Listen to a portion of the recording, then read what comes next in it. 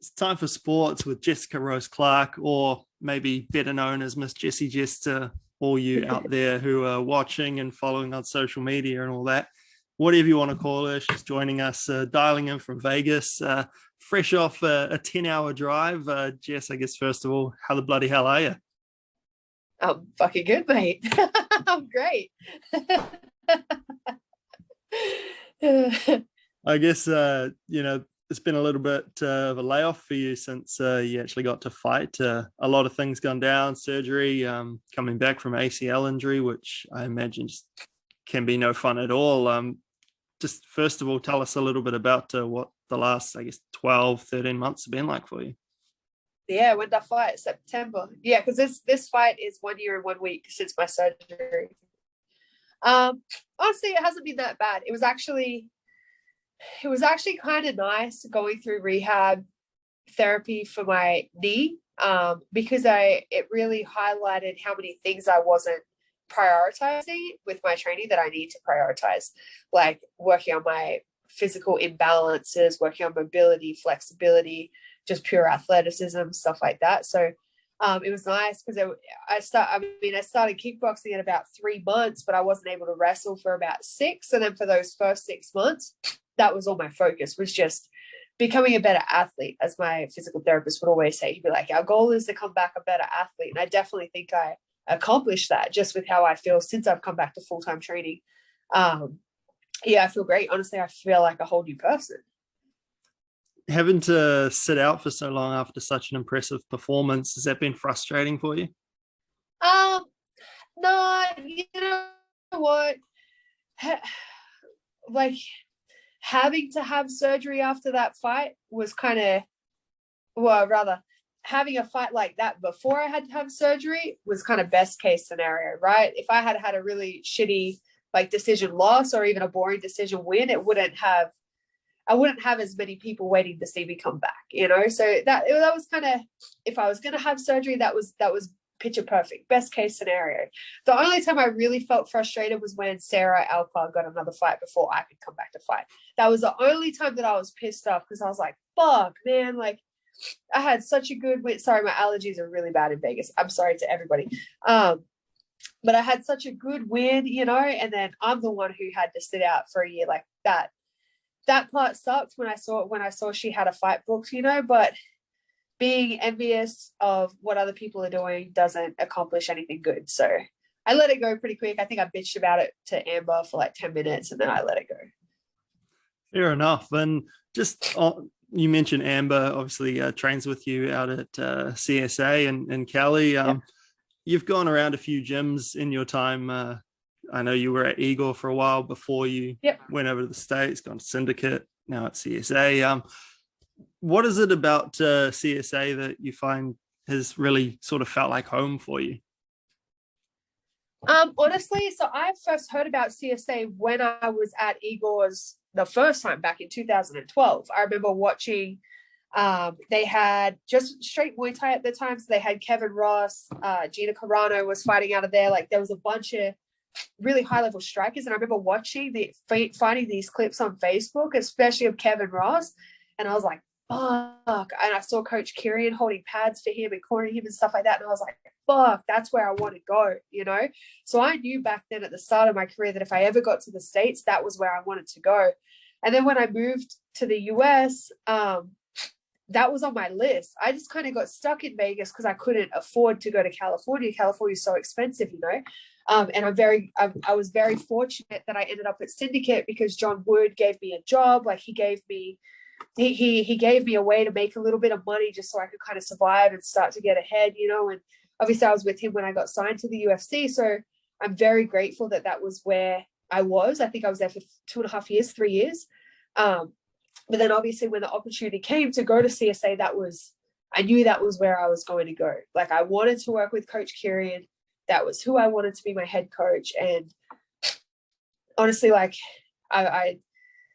couldn't go anywhere else. And one of the beautiful things about being at CSA is that he really encourages us to cross train and to go to other gyms. So now I'm CSA, that's my home gym, but I also train 3 days a week at Team Alpha Male. I also train at Daniel Cormier's Wrestling Academy. I also train with Gilbert and Kerry Melendez at El Nino. I also train with my jiu-jitsu coach at his gym, which is an hour away. Like I have access to so many different people that kind of like, I get very bored very quickly and I get very stagnant because I think I have a gypsy soul, you know, so I need to be on the move all the time, which is part of the reason why I've moved gyms so much. It's not necessarily been about the gyms. It's just I've been in one particular place for too long, you know, and so I've found having access to all these different gyms and coaches and training partners really kind of feeds that part of me that longs to be on the road all the time, you know. And if I didn't have Coach Kirian, none of these places would be available to me. So going to CSA was the best decision I made for sure.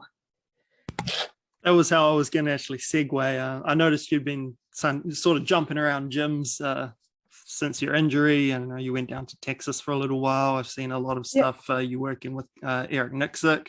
What does Kirian say when you bring these sort of gyms that you want to work out of to him? Does he sort of lead you on a path of, you know, what gyms he would like to see you work out of if you're going to go somewhere else? So one thing that I love about Kirian is that he's always very honest with myself and my teammates. He will never say something to us for his own gain. Everything he says to us is his personal opinion on what would be beneficial for us, you know. So in saying that, anytime I've said I wanted to go somewhere, he's supported it. He just worries about me getting injured. That's his only concern.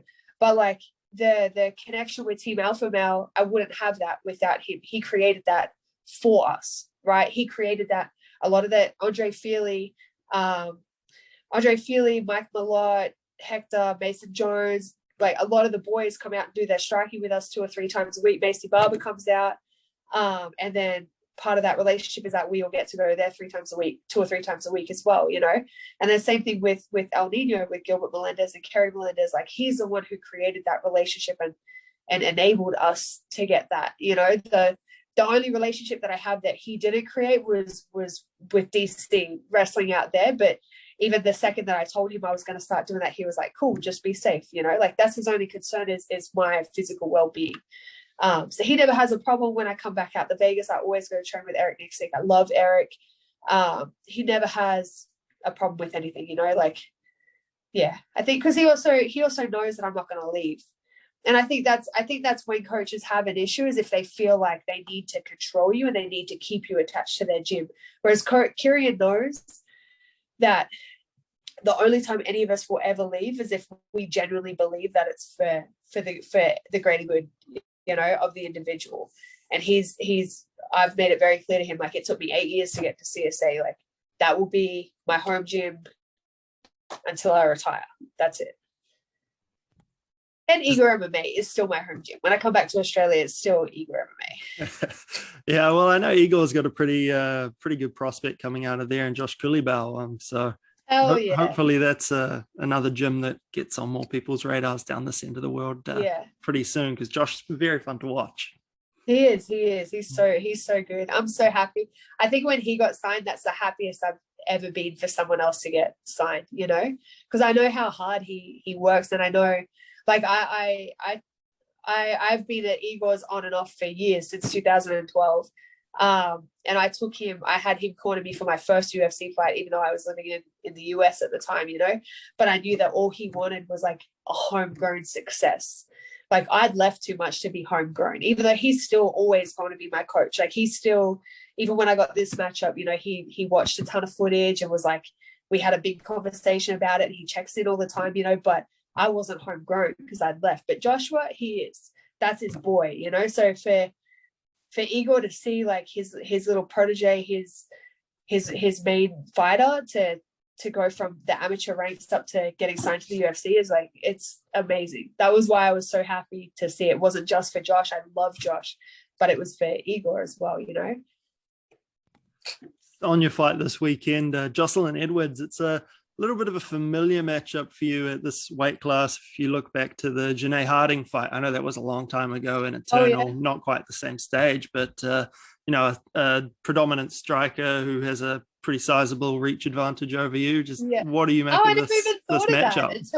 until right now. I actually watched that fight last night just you. to look it back, and yeah, there you go.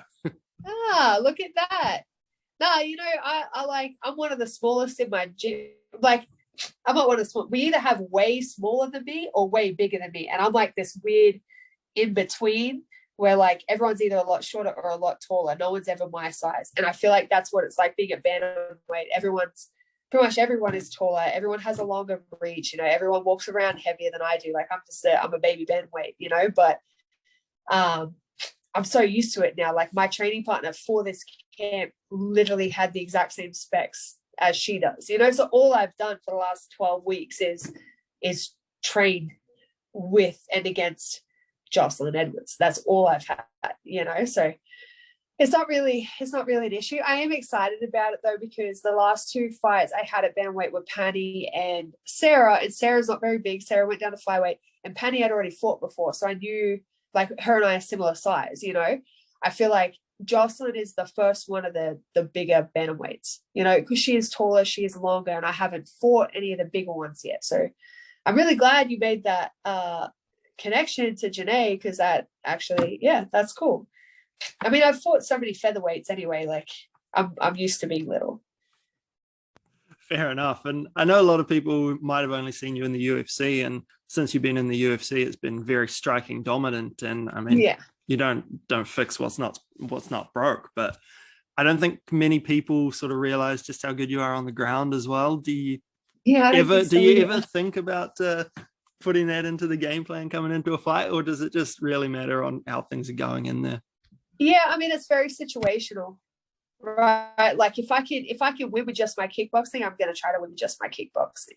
But we do fight MMA, you know, and one of the beautiful things and the things that I love so much about MMA is being able to physically like grab people, right? So like, yeah, when I need to, I will, you know, and it could be this fight, it could be the next fight. I've been working on my wrestling probably more than anything lately, because I know that striking is my strength, and I've been working really hard to just bring everything up to even and be a complete MMA fighter, not just a striker in MMA. And I know, like you say, you're a small bantamweight. How have you found Baby bantamweight. Sorry, a baby bantamweight.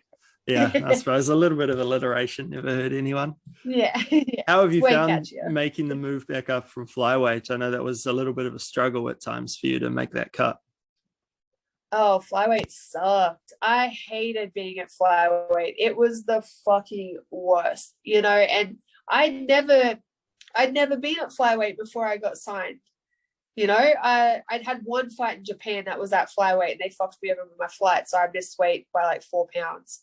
But that was the only, up until I got signed, that was the only other time I tried to make 125, 57 kilos. And yeah, it sucked every single time. It was horrible, you know. And when I first went to CSA, Coach Kirian was actually the one who convinced me to go back to bantamweight, because he was like, you're losing power, you're losing strength. He's like, you're destroying your body. Like, I was walking around, my body just wasn't, I couldn't lose weight, you know, like I was just so stressed out and metabolically damaged that I was walking around like a lot heavier than I walk around right now, you know. And right now I eat fucking burgers and pasta a couple times a week, you know. But I just really had to heal my body from all those cuts to flyweight. But yeah, Coach Kirian, when I first came to CSA, he was like, if you don't go back to bantamweight, you're not fighting for me.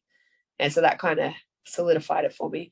And ever since I've been back at bantamweight, like whatever, it's no big deal. Like I know I'm strong, I'm fast, I'm technical, I'm smart. Like I'm not, if I give up a little bit of weight because they come in heavier than me, like it is what it is. Just on that, like you say, you never fought at flyweight before you got to the UFC. Why did they sign you as a flyweight? Do you know? Is it just because they needed someone to fill that card? No, it was because the coach I was working with at the time kept telling me that I was too small for bantamweight and said that I should go to flyweight. So I was actually booked at that stage when I got signed. I was booked to fight Vanessa Porto at flyweight on Invicta. And then because I was already on my way down to flyweight, that's why I got the short notice call up at flyweight. And my coach at the time was like, yes, this is the division for you. And no matter how, I just couldn't, like, I would have to kill myself to get to flyweight. You know, like all I did was run. Just all I did was run. I was so miserable all the time that I hated my job. I hated everything about it. It just wasn't like, why do it if you don't enjoy it? You know, that weight cut just made me not enjoy my job at all.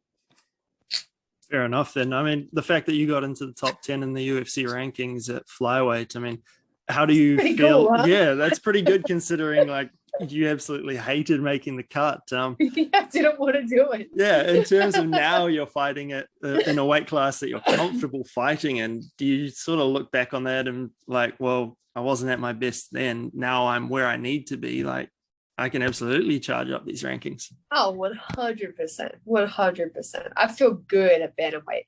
And I don't cut that much weight. So I come in fresh, you know, and that how good I felt in my last fight. I've never experienced anything like that before. And that was my 20th fight, you know, and I'd never felt as fresh and energized and just not and conditioned as what I was then. So I think not having to cut so much weight is a big part of it. And because I could go through my whole camp focusing on skill development, keeping my strength up, being athletic, I don't have to worry about spending 12 weeks trying to cut weight. Whereas at flyweight, I was running every day for 12 weeks. Like it was just fucking so horrible. For the people watching who haven't cut weight before, which would probably be most of them, I've only ever done it once, and it's horrible, and I had to cut bugger all. Yeah. For all of us, like how much of a difference is it not having to cut that bigger amount of weight coming into fight week? Yeah, amazing. Just mentally more than anything else, but also like whether you cut 2 pounds or 10 pounds, it always sucks. You know, difference between 2 pounds and 10 pounds is 2 pounds is over in an hour, 10 pounds is over in 10. You know. Yeah, right. Fair enough. And just back to the fight, Joselyne's fairly new to the UFC scene. You would have seen her last couple of fights. Just what do you make of her as an opponent? She has good striking. She's tough. She's very aggressive. I think she's pretty well rounded. Honestly, like as soon as I saw her, I got offered it, and then I saw her, and I was like, "Fuck yeah!" Like, oh. Whether I win or I lose, like this will be a fun scrap, you know, this should be a fun fight. And these days, that's what I want more than anything is I want to be remembered for having just really entertaining, fun fights, hopefully winning on top of it. But like, you know, some of my favorite fighters are ones that have lost really tough, entertaining fights. So like if I can have people remember me for that, I'm happy about that. So I think that's what this one will be. I mean, I'm really excited to test myself against her. And just to be so high up on the card, I mean, it's not something we often see with women's fights. I mean, it's bloody good to see. Just how do you feel about getting into a spot quite high up where there are going to be a lot of eyeballs on you? My first 3 were all on main cards. My first one, I was co-main event. My second and third, I was in the same spot that I'm in with this one. But the last 2, I feel like the only reason I didn't get a bonus for my last fight was because I wasn't on the main card. So I am excited to be more visible to people because obviously the more eyes that are on you, the more opportunities come. So I'm excited. I feel like, I feel like I've built my reputation and my brand enough that I can be justified putting on the main card. Something just sort of left field that I wanted to ask you about. On social media, you have some of the best insults ever. I mean, my personal favorite's the fucking pelican one. That always gets a good little chuckle out of me. What goes into making a good insult? Oh, that's a good question.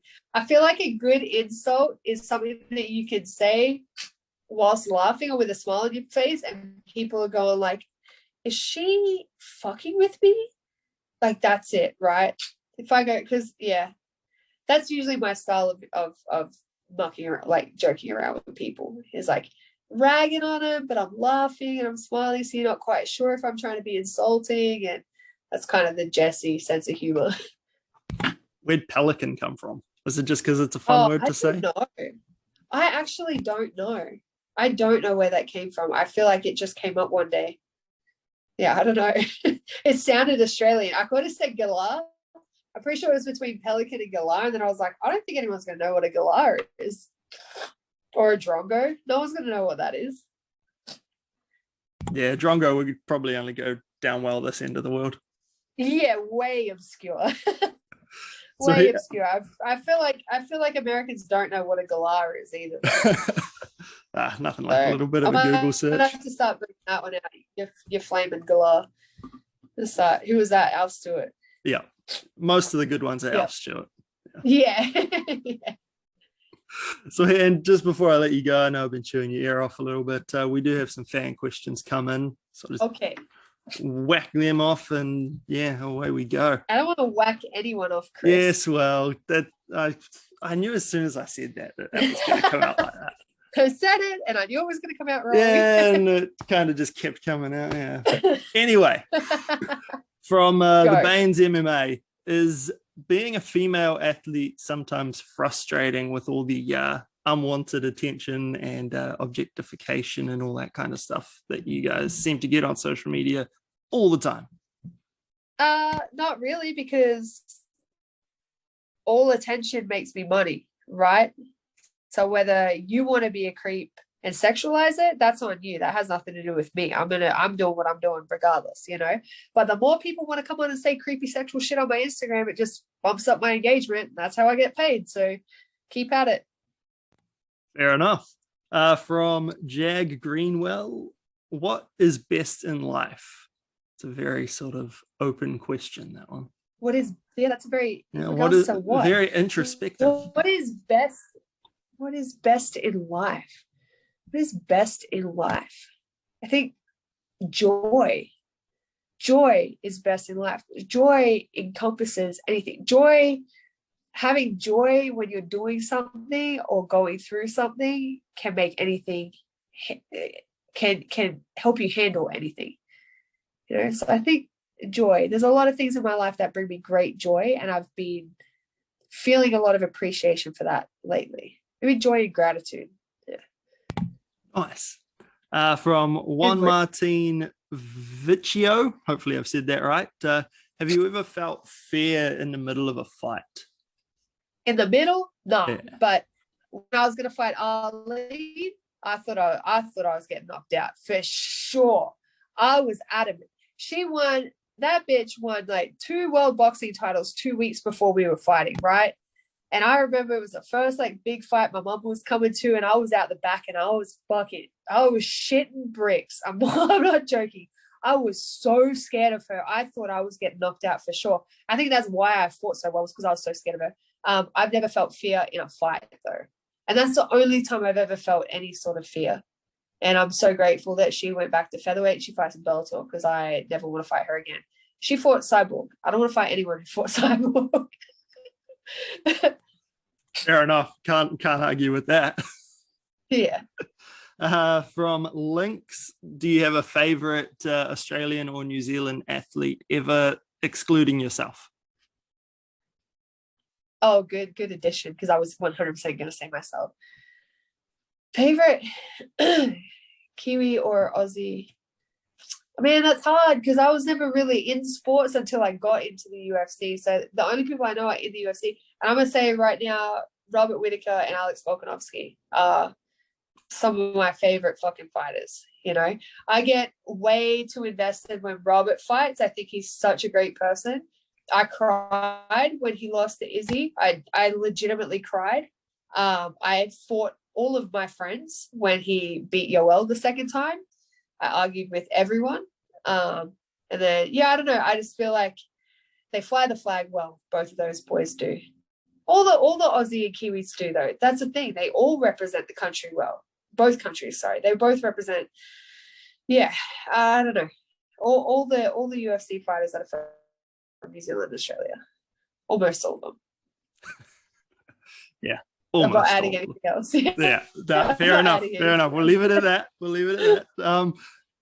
Sam Sonite wants to know who your toughest opponent so far has been. My toughest opponent, I'm gonna say probably Patty, because I've lost to her twice. Like, that's one I haven't been able to get past yet, and I will fight her again. I will fight her again when we're both in the top 5, and I will win next time. But she's probably my toughest one because that was the only one that I had the chance to come back and figure out, and I couldn't figure it out. Does that make it more frustrating? You know, no, like there were a lot of things going on when I fought her the second time, and I can use them as excuses or whatever, but I wasn't at my best, and I would love to have the opportunity to show up the way that I know I can. Fair enough. Just finally from Tobias FX, if you could train with any coach or fighter from any combat sport, who would be your choice? No, I'm good. You good? I got all the ones I want to work with. Yeah, I'm good. I got all the ones I want to work with. It took me 8 years to get to CSA. I'm fucking good. Easy. Well, seriously, I have Coach Kirian. I have fucking Adam Piccolotti. I have Gilbert Melendez. I have Uriah Faber. I have Daniel Cormier. Like, what else do I need? I have everyone I need. Yeah, fair enough. Yeah. Sweet. Well, that's all the time I need to take off your hands, Jess. Thank you very, very much for that. And yeah, all the best this weekend. Thank you. Have a good day.